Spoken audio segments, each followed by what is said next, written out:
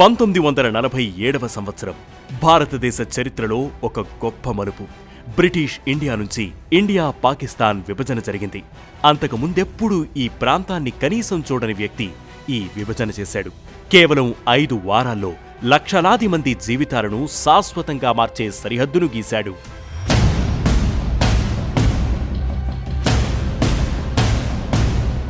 1947 నాటికి భారత స్వాతంత్ర ఉద్యమం ఊపందుకుంది. మహాత్మాగాంధీ, జవహర్లాల్ నెహ్రూ, సర్దార్ వల్లభాయ్ పటేల్ వంటి నాయకులు స్వాతంత్ర భారతదేశం కోసం పోరాడుతున్నారు. అదే సమయంలో ముస్లిం లీగ్, మహమ్మద్ అలీ జిన్నా నాయకత్వంలో ముస్లింల కోసం ప్రత్యేక దేశం పాకిస్తాన్ కోసం డిమాండ్ చేసింది. ఇది బ్రిటిష్ ప్రభుత్వాన్ని ఒక క్లిష్టమైన పరిస్థితిలో నెట్టేసింది. రెండో ప్రపంచ యుద్ధం తర్వాత బ్రిటన్ ఆర్థికంగా, రాజకీయంగా బలహీనపడింది. దాంతో భారతదేశాన్ని విడిచిపెట్టాలని నిర్ణయించారు. కానీ ఒక షరతుతో భారతదేశాన్ని 2 దేశాలుగా విభజించాలి. అప్పటికే భారతదేశంలో అన్ని మతాలు ఒకదానితో ఒకటి మిళితమై ఉన్నాయి. ఒక గీత గీసి 2 దేశాలను సృష్టించడం అనేది క్లిష్టమైన పని. ఈ బాధ్యతను బ్రిటిష్ ప్రభుత్వం సిరిల్ రాడ్క్లిఫ్ అనే న్యాయమూర్తికి అప్పగించింది. సిరిల్ రాడ్క్లిఫ్ ఒక బ్రిటిష్ జడ్జ్. అతను భారతదేశానికి ఎప్పుడూ రాలేదు. అతనికి భారతదేశ సంస్కృతి, చరిత్ర, భౌగోళిక అంశాల గురించి పెద్దగా తెలీదు. రాడ్క్లిఫ్ కు భారతదేశంతో ఎలాంటి రాజకీయ లేదా వ్యక్తిగత సంబంధం లేదు. కాబట్టి అతను నిష్పక్షపాతంగా నిర్ణయం తీసుకోగలడని భావించిన బ్రిటిష్ ప్రభుత్వం అతనికి ఈ బాధ్యత అప్పగించింది. 1947 జూలై 8న రాడ్క్లిఫ్ భారతదేశానికి వచ్చాడు. కేవలం 5 వారాల్లో అంటే ఆగస్టు 15, 1947 నాటికి భారతదేశాన్ని 2 దేశాలుగా విభజించే సరిహద్దును ఏర్పాటు చేయడం అతని పని. రాడ్క్లిఫ్ ఒక్కడే కాదు, అతనికి 2 బౌండరీ కమిషన్లు సహాయం చేశాయి. ఒకటి పంజాబ్ కోసం, మరొకటి బెంగాల్ కోసం. ఈ కమిషన్లలో ఇండియన్ నేషనల్ కాంగ్రెస్ మరియు ముస్లిం లీగ్ నుండి 4 సభ్యులు ఉన్నారు. కానీ ఈ సభ్యులు తమ సొంత రాజకీయ అజెండాల కారణంగా తరచూ విభేదించారు.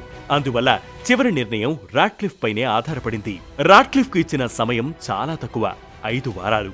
అతను పాత బ్రిటిష్ సర్వే మ్యాప్లు, జనాభా గణాంకాలు, మతపరమైన డేటా ఆధారంగా పంజాబ్, బెంగాల్లో ముస్లిం ప్రాంతాలు పాకిస్తాన్కు, హిందూ, సిక్కు ప్రాంతాలు ఇండియాకు వెళ్లాలని సూచించాడు. కానీ ఇది అంత సులభం కాదు.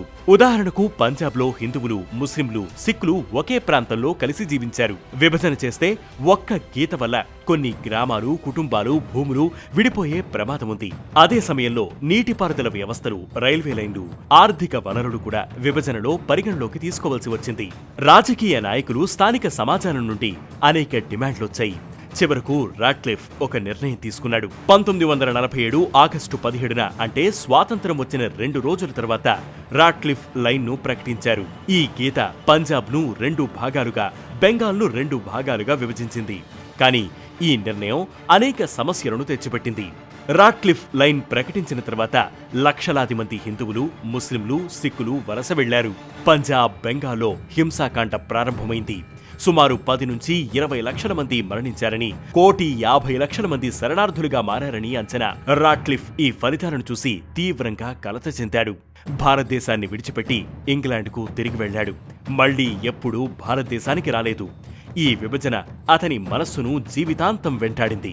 రాడ్క్లిఫ్ లైన్ ఈ రోజు కూడా ఇండియా పాకిస్తాన్ సంబంధాల్లో ఒక వివాదాస్పద అంశం.